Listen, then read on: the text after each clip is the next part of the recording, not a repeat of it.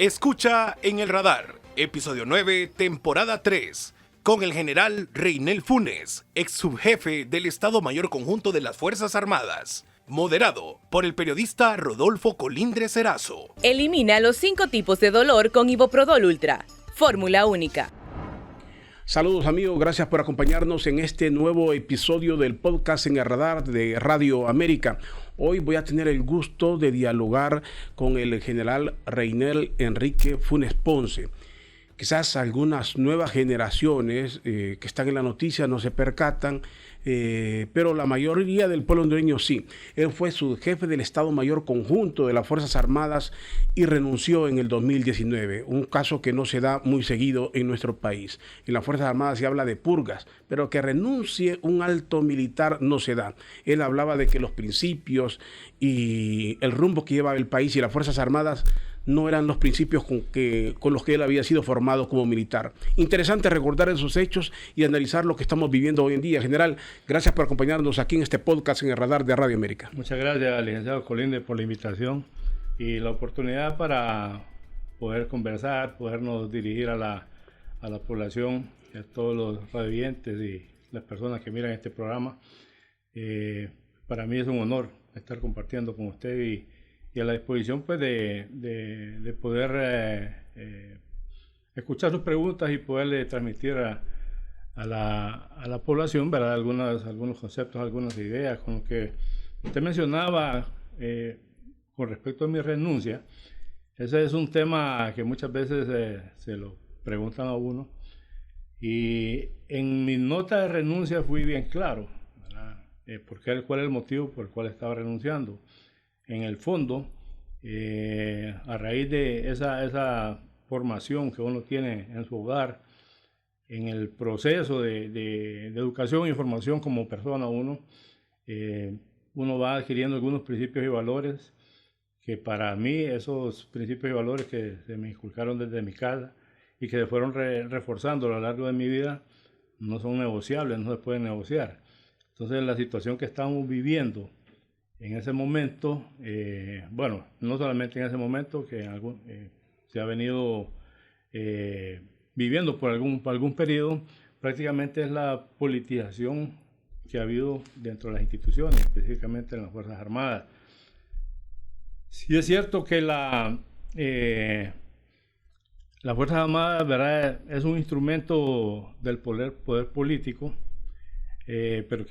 pero tiene una perspectiva de Estado. Solo permítame interrumpirle ahí. Sí. Interesante, porque ese tema es bueno abordarlo con toda la amplitud. Después de su renuncia, ¿en algún momento, antes o después, vaciló, hubo un arrepentimiento o sintió que hizo lo correcto? En ningún momento vacilé, porque fue una decisión que tomé en un momento oportuno. Posiblemente, como son decisiones bien complejas, en ese momento no ve las repercusiones que pueden tener, ya sean positivas o negativas, adelante. En el tiempo, ¿verdad?, me di cuenta que sí, que la decisión que tomé fue la correcta, porque, como le digo, el motivo es cuando la política infiltra las instituciones para poder manejar estas instituciones de acuerdo a las políticas que prácticamente el Estado, el gobierno, ¿verdad?, está estableciendo. Entonces, en ese caso, como le digo, la injerencia política, es cuando el gobierno manipula algunas situaciones que son netamente operativas, en este caso las Fuerzas Armadas, ¿verdad?, como romper muchas veces la jerarquía para colocar oficiales en posiciones que sean afines al gobierno, no tomar en cuenta la meritocracia para colocar las mejores personas en los cargos, sino que muchas veces los políticos identifican personas, en este caso oficiales, que pueden ser afines a las ideas de las personas que están en gobierno, y dicen, bueno, estas son las personas ideales que nosotros podemos manejar, que no van a interferir en algunos propósitos que tenga el gobierno. Lógicamente que se tiene que el gobierno tiene que orientar esa política de acuerdo a las leyes, pero hay un montón de situaciones que nosotros conocemos, ¿verdad?, que están al margen de la ley. Entonces, esas situaciones que se vienen dando, no de ahorita, sino que por algún tiempo, prácticamente el licenciado, desde que las Fuerzas Armadas se le suspendió la autonomía, que se cambió la estructura de comandante en jefe a jefe de Estado Mayor Conjunto y que se puso un ministro de defensa, que puede ser civil o militar retirado, desde ese momento se viene a hacer esa influencia política en actividades propias de la institución de las Fuerzas Armadas. Aparte de esto, como esta contaminación política viene prácticamente alterando la estructura, la jerarquía, entonces hay un fenómeno muy delicado, que es que ya los oficiales que fueron formados en una academia militar, donde se les dijo que se les mostró, se les enseñó que deben de prevalecer sus principios, sus valores, y que esto, sus ascensos, la ocupación de cargos, debe ser por el mérito que ellos hacen. Entonces, cuando uno sale de la escuela militar, uno va formado de esa manera y se va esforzando, va a los cursos, buscando los primeros lugares para tener un buen ranking dentro del escalafón, y que eso sea un motivo de que si determinadamente se tiene que seleccionar un oficial, eso sea lo que respalde la... Ahora, esto del ascenso y las promociones es una regla que se respetaba. Digo, se respetaba porque eso ya se vio que es vulnerable. ¿Debería ser ley o era una situación que siempre está a discreción pero que molesta a lo interno, no respetar los ascensos? Bueno, los ascensos es un procedimiento que tiene las Fuerzas Armadas establecida. Hay un consejo selector de ascensos. Los oficiales nos sometemos a ese proceso donde documentamos todo el periodo que nos están evaluando. Normalmente se hace una evaluación en cada grado. Entonces, periodo de 4 o 5 años, es evaluado el desempeño de este oficial, se somete a evaluaciones, exámenes, y al final pues arroja un resultado donde se van clasificando los oficiales de acuerdo a sus capacidades, y esto es un proceso a lo largo de toda la carrera. Lo que pasa es que cuando ya se llegan a los cargos más altos, ¿verdad?, donde ya está ese acercamiento político, ya eso tiene una influencia en ese proceso que prácticamente se afecta. Básicamente, miren, en las Fuerzas Armadas, una de las situaciones que deben de corregirse es hacer los cambios en la Constitución, básicamente en el artículo 280 de la Constitución, que especifica, ¿verdad?, cuál es el procedimiento para la selección del jefe de Estado Mayor Conjunto. Entonces dice el artículo 280, dice que el presidente tiene la potestad de seleccionar al jefe de Estado Mayor Conjunto, y así como tiene la potestad de seleccionarlo, puede removerlo a discreción.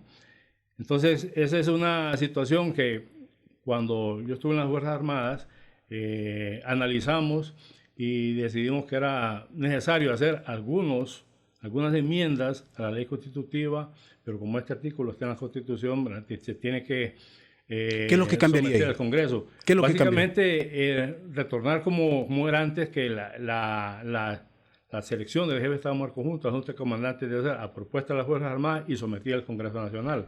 Ok, retroceder. Para algunos retroceder significa algo malo, pero para usted era lo correcto lo que hacía. Era correcto, sí, porque cuando las Fuerzas Armadas tenían su autonomía, ¿verdad?, ese proceso de seleccionar al comandante en jefe, las Fuerzas Armadas sometían una terna que venía seleccionada por parte del Consejo Superior de las Fuerzas Armadas, se sometía al Congreso Nacional para que ahí se aprobara el comandante en jefe.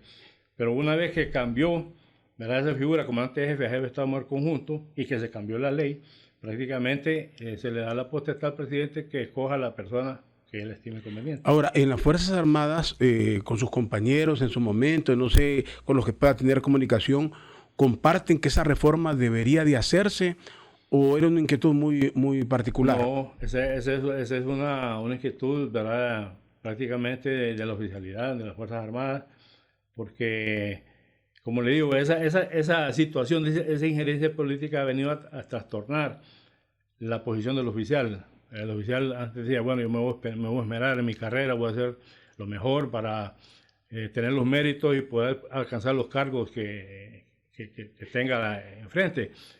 Pero ¿qué pasó con esto? Entonces ahora, ¿qué piensa el oficial? No, tengo que ser amigo de un político, porque los políticos son los que influyen para que se puedan ocupar algunas posiciones o cargos. O sea, fue una situación bien calculada de debilitar la institución, ¿cree usted? ¿Se le tenía temor a las Fuerzas Armadas en ese momento, al poder? Pienso que eso ha sido una situación que se ha vivido por largo tiempo dentro del país, pero lo que sí quiero hacer énfasis es que las Fuerzas Armadas es parte del patrimonio nacional. Tenemos que verlo así, como parte del patrimonio nacional.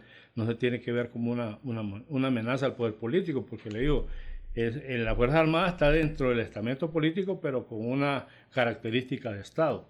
No debe ser, la ley especifica claramente que debe cumplir con lo que está establecido en la Constitución y las leyes, y ser leales a la patria, a la Constitución y no a un gobierno específico. Ahora, esa penetración que tuvieron los políticos, la infiltración que habla usted de los políticos, ¿fueron los políticos tan hábiles o es que a muchos militares también les atraía la parte política y ellos también han coqueteado con la parte política? Mire, yo todo el tiempo, cuando hablo con los compañeros subalternos, y en sí con la población, eso que le estoy diciendo yo, de que se ha politizado las Fuerzas Armadas, los únicos responsables somos nosotros, los militares, porque son las Fuerzas Armadas, son la oficialidad la que tiene que poner parar esa influencia, y de acuerdo a la ley constitutiva, ¿verdad? La Constitución, tener los argumentos para poder decir, no, mire, en la vida yo he aprendido que uno puede decir no cuando las cosas no son correctas. Entonces, perfectamente dentro de la institución, al haber una injerencia política que trastorne la organización, la parte operacional de esta institución, el deber, ¿verdad?, de los comandantes de la cúpula es decir no cuando una situación va a afectar tanto el desarrollo institucional así como el desarrollo nacional o la situación del país. Mucha gente reclama eso, general. Y mucha gente dice, pronuncia a las Fuerzas Armadas, dan respeto si se va a reelegir un presidente. Dicen, las Fuerzas Armadas constitucionalmente deberían de ser el garante de la alternabilidad en el poder, es un mandato constitucional. Pero están tan sometidas, opinan o no opinan. En el 2017 hubo una serie de cuestionamientos sobre el papel que jugaba. Hoy en día también hay dudas de este papel de las Fuerzas Armadas. Mire, nosotros la población no tenemos que tener dudas de las Fuerzas Armadas porque está establecido en la Constitución cuál es su rol. Y en esta situación de que es garante de la democracia y de la alternabilidad en el poder, eso es ley, eso no es una situación que es a discreción de los jefes o los comandantes que están en ese momento. Pero ¿hay algún estudio? Le pregunto esto porque tenemos un antecedente en el país de lo que pasó en el 2017. Nunca se había dado una reelección y para mucha gente se adoptó un papel cómodo. Bueno, fue la Corte, fue esto. Las Fuerzas Armadas, usted dice, deberían de pronunciarse en algún momento. ¿Hay un estudio de decir lo que están haciendo es o no es? ¿Ese pronunciamiento no se dio? Bueno, precisamente esto es algo que quiero recalcar a la oficialidad que está en activo. Ustedes saben muy bien que cuando se va a tomar una decisión en las Fuerzas Armadas, no se da una respuesta inmediata sin analizarse. Hay instrumentos que nosotros tenemos, que nosotros conocemos, que nos enseñan en las escuelas, que por ejemplo tenemos el proceso de toma de decisiones militares. Es un estudio que se hace donde se identifica el problema, se mira cuáles son los recursos disponibles que tiene para enfrentar ese problema, se analizan las soluciones y una vez que se analizan las soluciones sale una recomendación para el tomador de decisiones.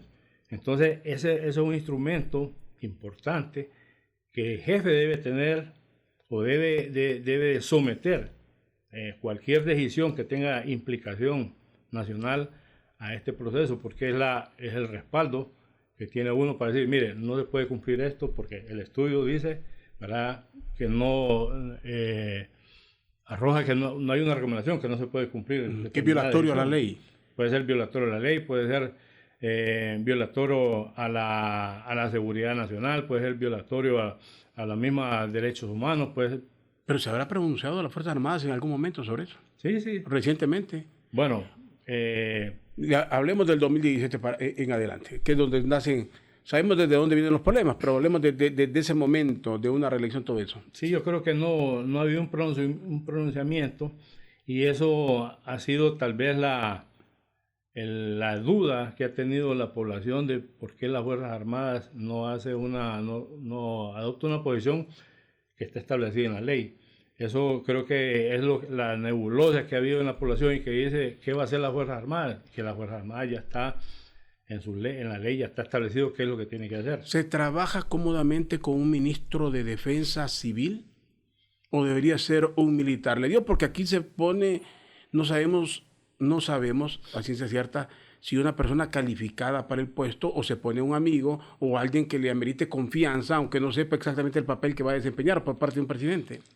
Pienso yo que no tenemos problema que sea un civil o un militar. Sí es importante que tenga conocimiento de lo que es la doctrina de defensa, que sea una persona comprometida con el interés nacional. Pero hay una cuestión que la gente debe entender. Los ministros de defensa, ministros de seguridad, ¿verdad?, son personas administrativas dentro de las instituciones. La función que tienen los ministros es articular o someter recursos para solicitar presupuesto, para la adquisición de equipo, prácticamente la parte administrativa de las instituciones. Pero, ¿qué ha pasado? Que muchos ministros han asumido la función operativa. Y prácticamente dice, no, yo voy a tener el control operativo de la Fuerza Armada. Ahí viene la fortaleza y el carácter de la Junta de Comandantes para poder decir, no, a nosotros nos corresponde tomar las decisiones operativas. Lo podemos ver recientemente en la Policía Nacional, que también es una institución con las mismas características de las Fuerzas Armadas. Se ha estilado que los ministros andan en las operaciones, andan al frente. No es la función del ministro. Para eso está el jefe operativo. El jefe operativo dentro de las Fuerzas Armadas es el jefe de Estado Mayor Conjunto con su Junta de Comandantes. En la Policía Nacional es el director general de la policía, que tiene que asumir ese papel operativo. Y le pregunto esto porque en la actualidad usted sabe lo que ha pasado. Se ha puesto como ministro de Defensa a una persona que es candidata del partido en el poder. Y desde ya, todas las interpretaciones que se dan es que quieren controlar las Fuerzas Armadas. Las Fuerzas Armadas deberían de ser el garante del traslado del material electoral. Se habla del conflicto de intereses que se puede dar. ¿Y por qué? Tiene que ser la candidata de un partido. Y algunos dicen, hasta las Fuerzas Armadas tiene candidato ya. Bueno, la verdad es que en el ambiente se maneja eso, o lo han manifestado, que el propósito es ocupar esas posiciones para controlar las Fuerzas Armadas. Eso es incómodo, pues, porque, como le digo, las Fuerzas Armadas tiene su organización, sus procedimientos de operar, y eso bueno, en este caso, ¿verdad?, que es una candidata que está a la presidencia y en la posición de ministro de Defensa, sí es cierto que la ley lo permite, ¿verdad?, porque no hay una limitante dentro de la ley, pero éticamente no es correcto.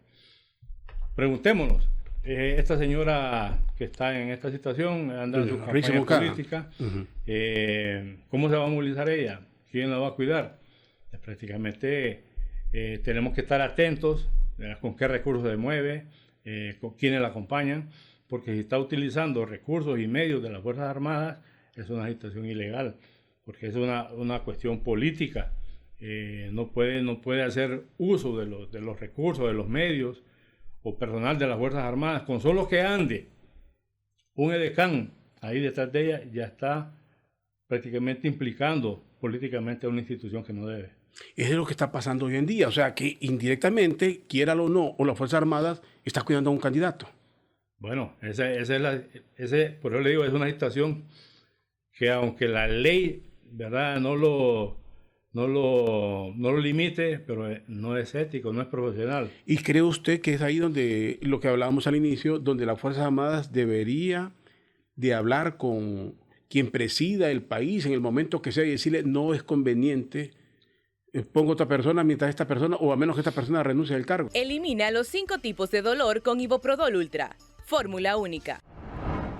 Ese es el papel que tiene la Junta de Comandantes, ¿verdad? Poder argumentar, de acuerdo, como le digo, siempre se hace un análisis para tener argumentos firmes y poder expresar una situación de esa, pero para eso se necesita carácter, se necesita entereza, se necesita tener, ser digno, ¿verdad? De poder manifestar una situación de esas porque va en contra de los intereses nacionales.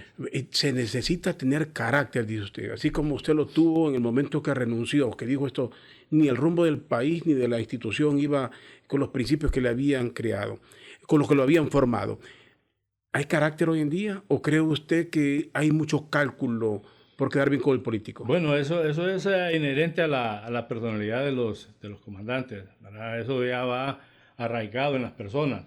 Hay personas que que tienen carácter, que son firmes, hay otras personas que prefieren orientar sus acciones a sus intereses personales, familiares, no sé, pero sí siempre ha sido una característica dentro de nuestra institución que para esos procesos de toma de decisiones,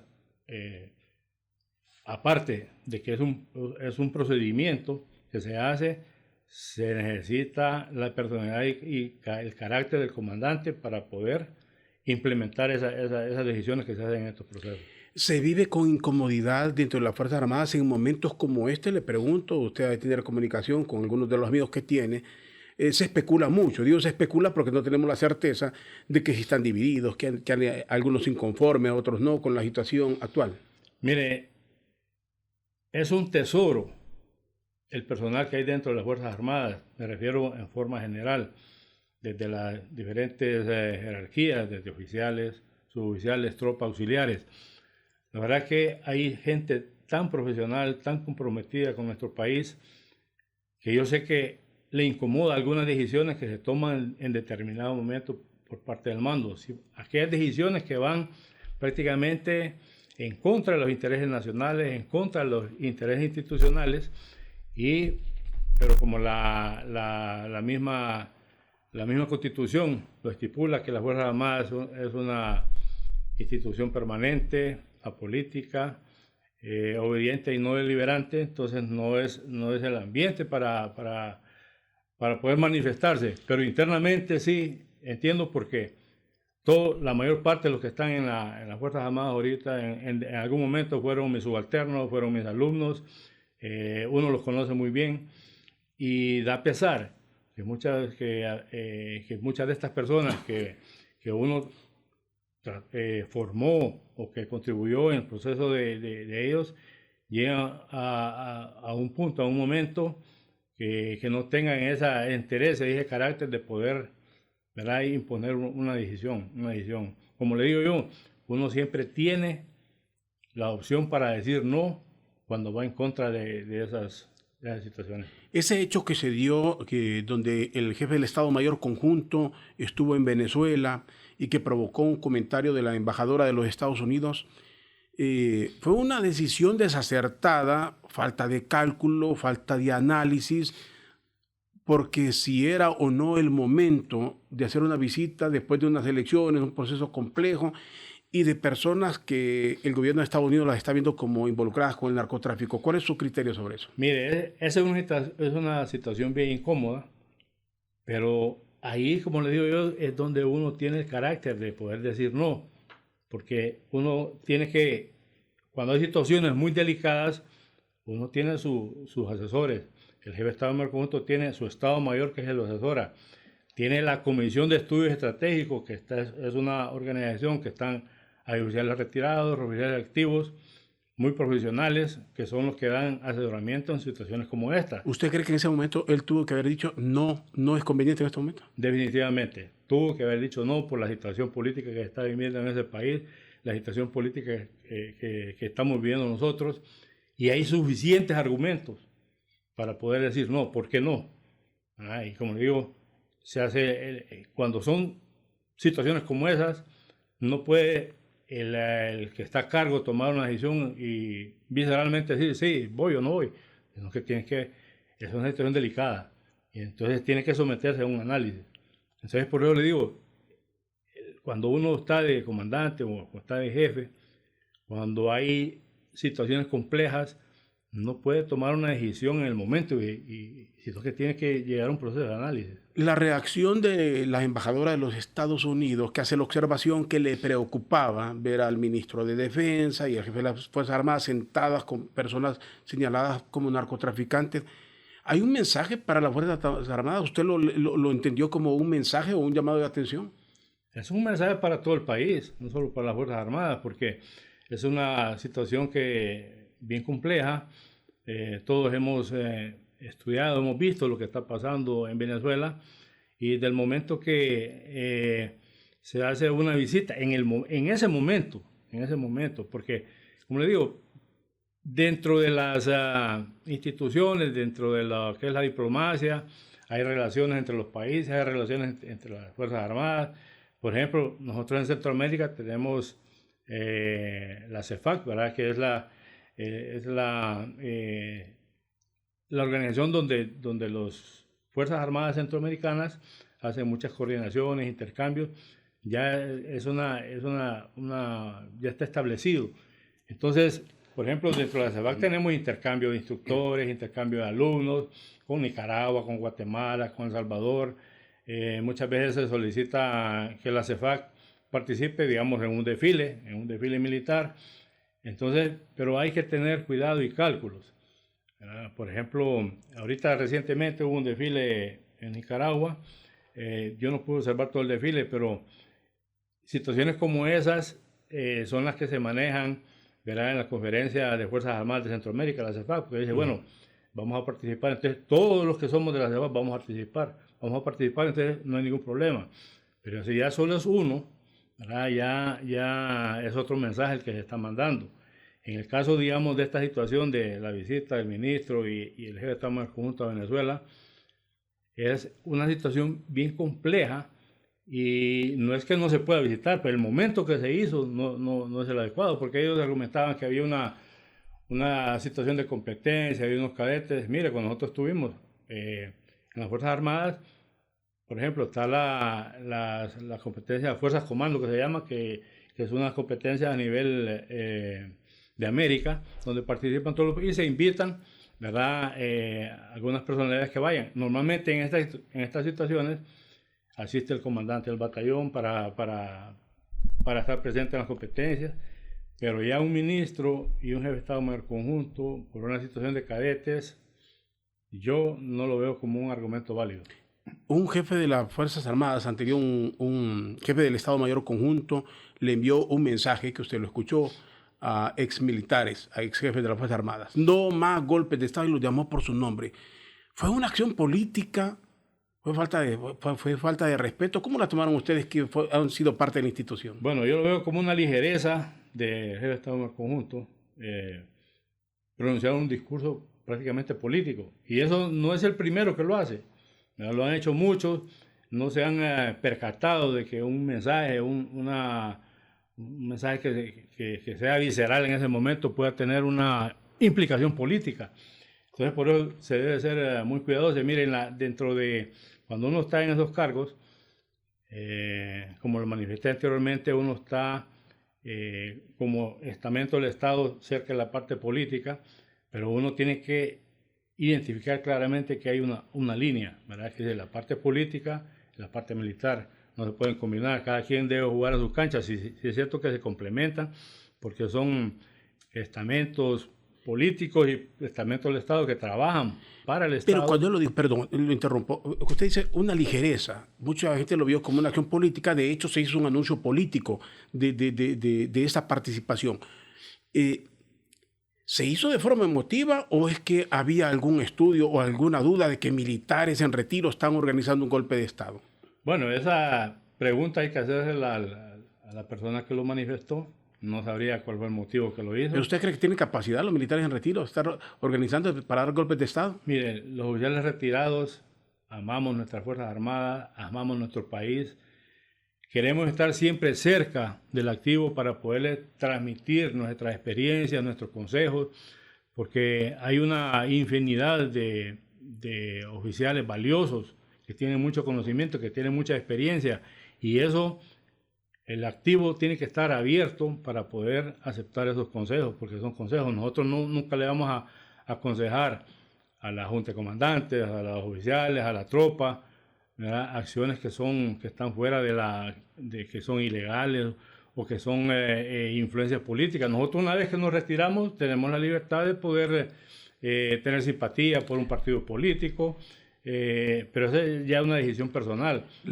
Pero esa influencia, o sea, ese acercamiento a la política no debe ser una interferencia para lo que es la institucionalidad de las Fuerzas Armadas. Cuando la presidenta del país intento de golpe de Estado, insiste en que se prepara un golpe de Estado, ¿sobre quién recae la responsabilidad de decir? Porque la idea que tenemos es que los golpes de Estado se hacen con las Fuerzas Armadas. ¿Sobre quién recae esa responsabilidad o ese señalamiento? Bueno, yo miro que el gobierno ha vivido con ese fantasma todo el tiempo de golpes de Estado, ¿verdad?, situaciones pasadas, y quieren revivir ese fantasma para crear el caos en la población, en la situación que estamos viviendo, posiblemente con objetivos ulteriores que no están a la vista, pero que en el fondo, ¿verdad?, pueden llevar a una situación. Esa estrategia del caos se ha aplicado en muchos países para poder justificar algunas acciones que puede tener el gobierno. Después del 2009, la acción que se dio contra el expresidente Manuel Zelaya Rosales, que el general Romeo habla de lo que ordenó la Corte en aquel momento, y está el dilema entre golpe y no golpe. Pero ese hecho, como tal, haya sido lo que haya sido, ¿se puede repetir o no se puede repetir? ¿O cree usted que esa experiencia bastó para decir no se repite otra aquí? Miren, no hay nada escrito, ¿verdad?, que una situación pasada no pueda surgir en el futuro. Lo que sí hay que entender es el contexto nacional e internacional, las implicaciones que todo esto lleva, el momento, ¿verdad?, de que se amerita una acción de estas, o sea, no se justifica, pero cuando se llega a una situación que esté en peligro la democracia, que esté en peligro los intereses y los objetivos nacionales, muchas veces se toman decisiones de esa manera. Como le digo, no se justifica, tampoco es que están, si usted se recuerda, esa fue en sus tiempos, ¿verdad?, una dinámica de los cambios de gobierno que habían antes, pero ya la situación nacional, la situación regional, la situación mundial ha cambiado, y todos esos son factores que se toman en cuenta para poder tener una iniciativa de ese tipo. ¿Son las Fuerzas Armadas la cuña que detiene la pared de las dictaduras? La verdad que no debemos verlo como las cuñas, más bien tenemos que, como les digo, ver a esta institución, ¿verdad?, que tiene una mística, una tradición, que ha sido respetada, que ha sido querida por la población, ponerla en esa posición que tuvo siempre, de ser el fiel de la balanza, ¿verdad?, que debe de estar pendientes, tienen que estar enfocados a que todo se haga de acuerdo a la Constitución y a las leyes y a los intereses del país. Usted dice una institución que ha sido querida. Le pregunto, en sus diálogos que tiene con la gente y lo que percibe, ¿cree que las Fuerzas Armadas siguen siendo queridas o cree que sí hay mucha duda en la población del papel de las Fuerzas Armadas? Bueno, esa duda que puede tener en su momento es lo que ya lo manifesté anteriormente, pero el amor que le tiene la población a las Fuerzas Armadas es real. nuestros soldados, nosotros venimos de la población, venimos de adentro, y eso es una identidad que tenemos nosotros con nuestras familias, con nuestros amigos. Quiero decirle a la población, y aprovechar este momento, de que tenemos que querer nuestras Fuerzas Armadas, tenemos que apoyarlas de acuerdo a lo que está establecido en las leyes. ¿Por qué digo esto? Porque si las Fuerzas Armadas tienen el respaldo y el amor de esa población, hay un compromiso ético moral de las Fuerzas Armadas de no salirse, ¿verdad?, de la línea que le corresponde de acuerdo a lo que está establecido. ¿No cree usted que ese amor depende del comportamiento y del accionar del comandante en jefe? Porque la gente mira el accionar, y si lo mira político, la gente lo va a ver como un político. Es que eso es lo que tiene que entender la población, ¿verdad? Las Fuerzas Armadas es una institución. Los jefes de Estado Mayor, las juntas de comandantes son oficiales transitorios que están en esos cargos y que muchas veces, como les digo, tienen que tomar decisiones, pero deben ser refrendadas por esos procesos. Pero las Fuerzas Armadas, nadie debe tener duda de que tienen una misión constitucional y que esa misión debe cumplirse. Sí. Finalizo con algo. En su experiencia y estudioso, ¿está en peligro la democracia, o lo que tenemos de democracia? Aquí la palabra democracia es demasiado amplia, pero ¿está en peligro el sistema en Honduras? Definitivamente que estamos en una situación muy peligrosa, ¿verdad? Estamos al borde de perder nuestro país, estamos al borde de perder nuestra democracia.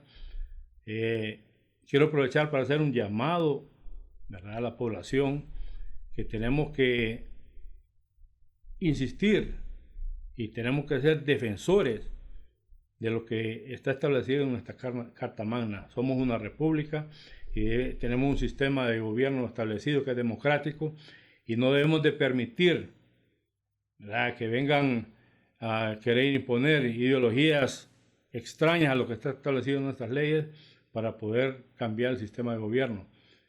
Tenemos ahorita la oportunidad en estos procesos electorales que vienen de poder razonar el voto, de poder identificar la persona, la estructura o el partido que sea mejor para nuestro país.